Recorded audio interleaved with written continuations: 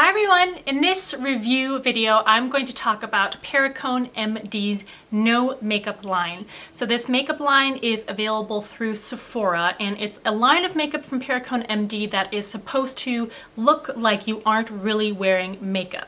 So in this video, I'm going to go over the few products that I have from the line that I use together.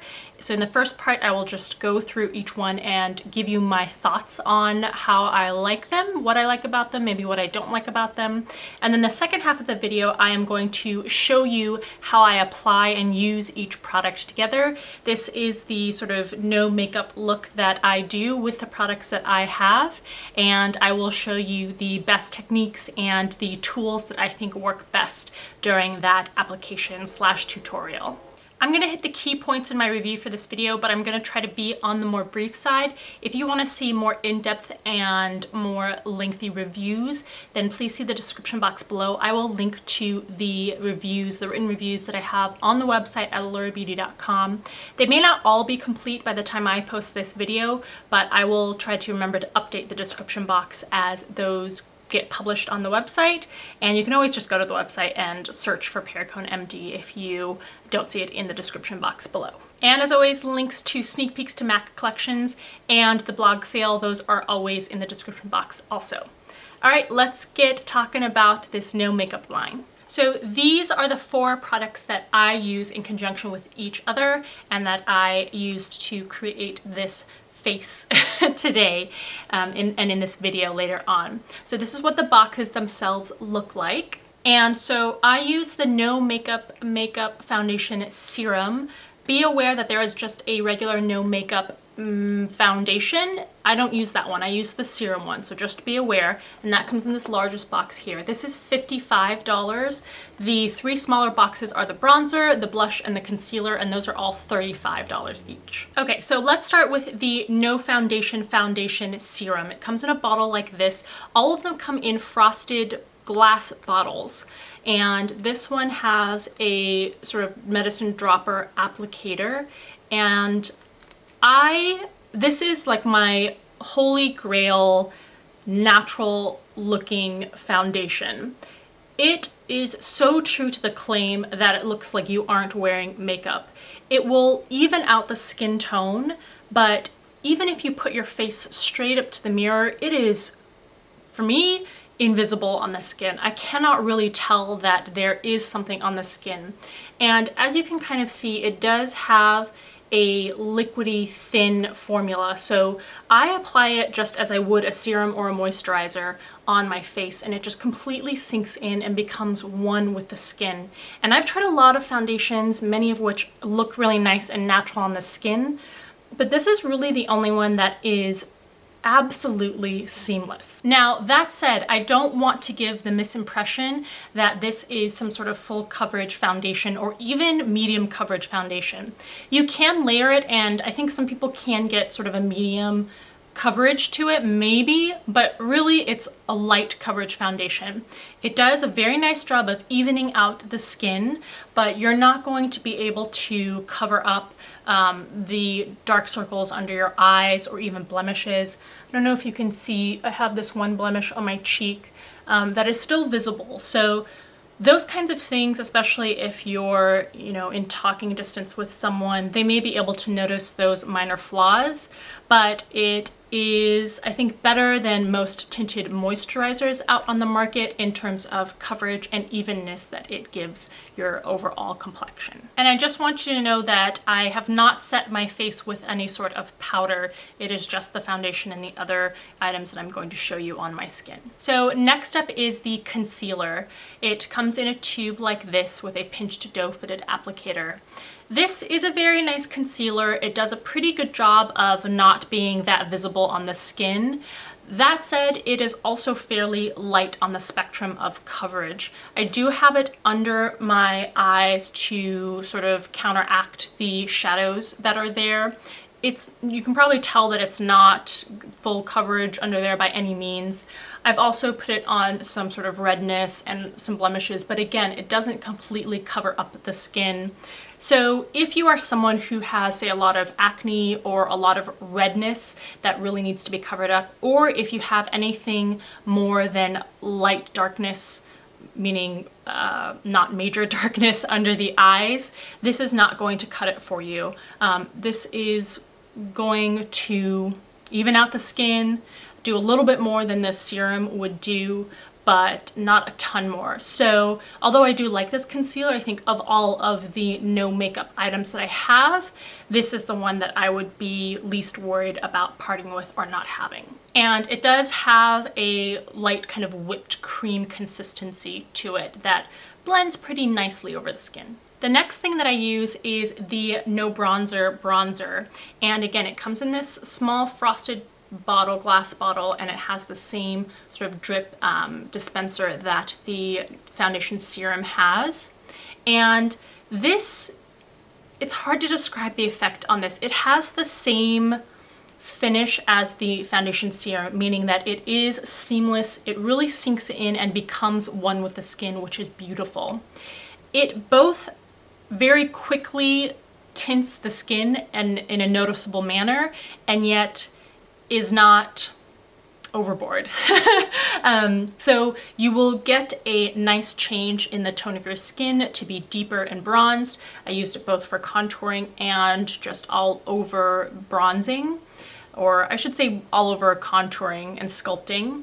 And it does a good job of that. If you want to get a super strong sculpt, especially under the cheekbones, you do have to layer it, and it probably will not give you the strength of, say, a sculpting powder would. It's not quite that strong, but then again, if you're using a no makeup product, you probably aren't going for that super sculpted look or anything really dramatic in the first place. The serum itself, when you looked up close, I didn't notice this at first, but when you really look up close, it actually has tiny gold shimmer in it. And I didn't notice that because when you apply it to the skin, there's no shimmer on the skin. I'm not quite sure how it gets away with having no sheen or shimmer once applied, and yet once you look in the bottle, you can see that there is gold shimmer in there. But in any case, my point is that it's not going to make your face look glittery or shiny or oily or anything like that. Okay, and then we have the No Blush blush. And this comes with a slanted doe-footed applicator. And this is, in the bottle, it's a pretty, when you open it up, you can see that it's actually like almost a neon pink, but once on the skin, it is a bright flush of pink that has translucent pigmentation, and that's why it doesn't come off as like a neon clownish pink on the skin. So once again, this product, like with the bronzer, has the perfect balance of both intensity and sheerness, so that once those things are combined, you get a very natural flush of color. So the color itself is this bright, bold pink, but the intensity of the pigmentation is translucent and sheer, so that the final color that you get is like you just have a refreshing tint on the skin. And I also applied this to the lips, so it's kind of a dual purpose. Even though it's not marketed for the lips, you can certainly dab it onto the lips for a nice stain of color. Now, in terms of application, these two are pretty simple. This, I literally just rub it in the palm of my hands or on my fingertips and then massage it in like I would a face cream, like I mentioned before. The same with the concealer. You can just dab it on and I pat it in or smooth it in with my finger. You can use a brush if you want. You can use a sponge if you want to. These two are a little different, and I would say that there is a very small learning curve to this. They're certainly not difficult products to work with, but they probably need to be used in a way that you aren't used to or that you don't use every day. So Perricone MD actually says for these, for example, for the blush, that you just dab this on, kind of like you would with the Benefit Benetints or their other cheek stains that you have, dab it on, and then you blend it in. I found that that method really gives me kind of like a splotchy look, and especially around the borders of where you have the blush after you've blended it out, it's pretty stark in terms of the border. I have the same issue with any sort of cheek tint that's in a liquid form that I try to apply using that method. So I don't like that method for this or any other cheek tint or even many cream blushes. So I do not use my fingers to blend it out. I use a stippling brush and one that is not densely packed. The same goes for the bronzer, although I did apply this with my fingers a few times and it turned out okay. Again, just putting a few dots on your fingers and just really massaging it into the places that you want a deeper tint of color. And it worked all right, actually, much better than with the blush in terms of blending in smoothly and not having really harsh borders. But I found that it wasn't as precise as I wanted it to be, and it just, maybe because of my fingers, the size of my fingers, it covered a little more area than I wanted it to cover. So once again, I use a stippling brush to blend this into the edges of the face, into contour, and you'll see that in the tutorial that comes up. So at the end of the day, I definitely would recommend this line. There are a few other things in the line. I think there's a no mascara mascara. There's also the regular no foundation foundation. And I think there's a no lipstick lipstick also. I haven't tried those just because I have so many things that I feel like are already give me a natural look in those categories. But in terms of these four, absolutely support them. I think the one that I suggest least is the concealer. I think that, like I mentioned before, it's not that much of a wow product. And the one that I recommend the most is the no foundation serum. And then right after those are the blush and the bronzers. So if you're going for that natural look that really sinks into the skin, I think these are great products to do that with. Okay, if you want to see how I apply all of these to my face and what tools I use to do so, then keep watching.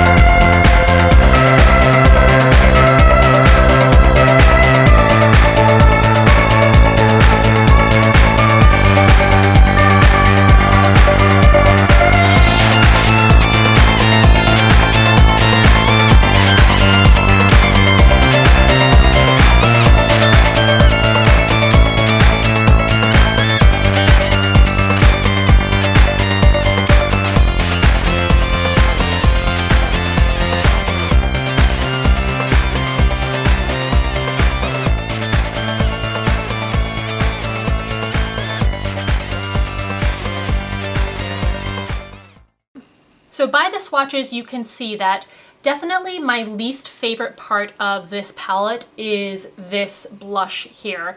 I just think that the effect isn't flattering. When I tested it on my face, I applied 3 layers of the color and I could barely see anything at all, barely any change on my cheek color.